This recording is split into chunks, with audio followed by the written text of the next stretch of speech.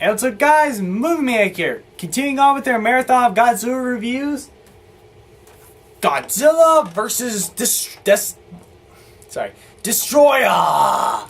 Yeah, now Destroyah, now this one is really good. I mean, like, because Godzilla vs. Destroyah is like it's one of the last of the Godzilla series, or last of the Hisei series, which I really like that idea. Because otherwise, if they made more movies like the Shalwa series, they could have made it a little bit stupid. Like they don't drag it till it gets stupid or anything like that. But I like the idea it's getting like a final movie, sort of like, you know, Return of the Jedi, Dark Knight Rises, Spider-Man 3, or any one of those conclusions movies to a series or a trilogy or something like that. Which I like that. And this is one of the most emotional, like the most emotionalist or whatever Godzilla movie ever. Because I will get to that part, but you know. So the plot about this movie is really interesting. So Godzilla is like burning up really badly. Like maybe let me grab a figure for example. Get out of the way, helicopter. Okay. So Godzilla looked like this, like he's all burnt, like he's red, glowing, and he's burning because his nuclear heart is melting, and when it melts, it will explode like the whole universe. I'm not kidding. That's how they explain it. If he melts all the way, he goes boom boom, explosion. That is a crazy that is a crazy plot idea for Godzilla, but there's this monster called Destroyah, which he was pretty much made from this little project from the scientist, where he actually found out how the oxygen destroyers in 1954 works, which I kind of like that, how they tie it in with the first movie and everything. But once he tries creating it, there's this little thing which I can't exactly remember, but like there's this organism thing that like turns into this creature called Destroyah, and it goes like these certain stages. Like they're like these little crab things that like hunts humans down, and then Destroyah goes to his second stage where he's like a small, I don't know, he kind of reminds me of some sort of not like a firefly with a crab or something like that. That's how I would see it. But then when it gets to his final stage, looking like the freaking devil, which I think that's really cool.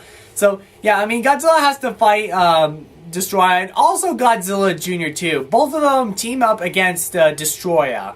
So yeah, this one is a really good conclusion for the Hisei series of Godzilla. I mean, like, well, first let's talk about Destroyah. Destroyah is such a cool monster. I mean, I did like the way how it looks when he like has his different stages, but mostly his final stage. Like I said, he looks like a devil, which I think that's so perfect for like the biggest, baddest, and the most like the biggest enemies and foes that Godzilla's ever faced. Which I love that. It's so cool.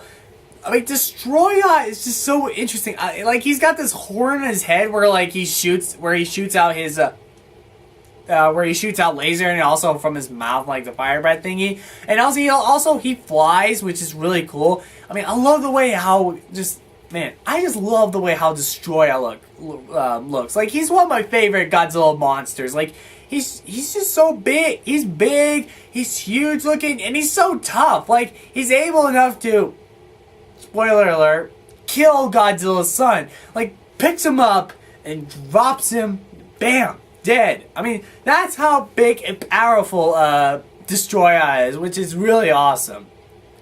Destroyah is really cool. And also, Godzilla's son is in this movie too, but this time he's called Godzilla Jr., which I really like how the Hisei series doing like the growth of age of Godzilla. Like first he's a small reptile, some sort of small baby reptile in Godzilla vs. Mechagodzilla 2. And then Godzilla vs. Space Godzilla, he looked like a very, very cute little mini version of Godzilla. But this time we get Godzilla sort of like some sort of teen like teen years, which I think that's pretty cool because he actually looks and resembles a lot like his father Godzilla, which I think that's really really cool. So, I mean, yeah, he looks really like the closest to Godzilla what he's ever get. So yeah, another thing I should mention, like an only problem, like whenever there's like scenes where Destroyah is like trying to kill all the humans and everything,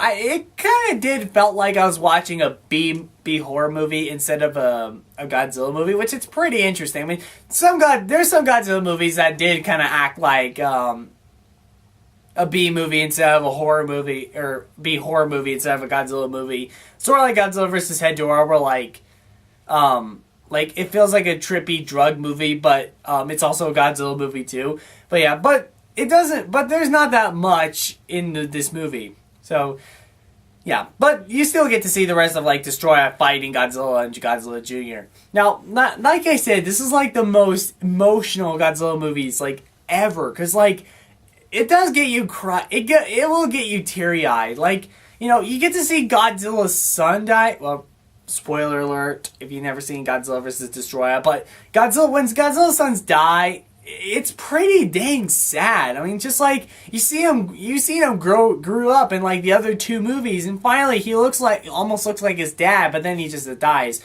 But I heard that they were gonna do another like Hisei series where like Godzilla's son lives from all the nuclear radiation from Godzilla when he dies and starts like shooting out this thing, and it like goes into Godzilla's son and he becomes bigger or something like that.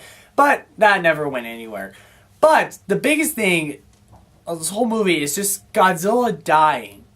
That is one of the most saddest moments ever. Like, when I was a kid, I was like curling up to a ball crying right after this movie. Like when Godzilla was melting off and dying, it was so sad. I mean, it was just the music just made it more effective and sad. Even the human characters were even crying for Godzilla, which that's kind of weird because Godzilla is really mostly a villain in the Hisei series, but I guess at this point now he's a good guy.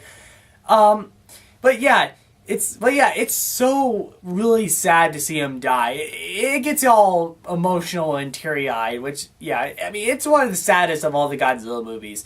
Especially when he melts down his face and everything. It's just, oh man, it's just it's probably one of the saddest Godzilla movies out of all the series of Godzilla. It is really sad.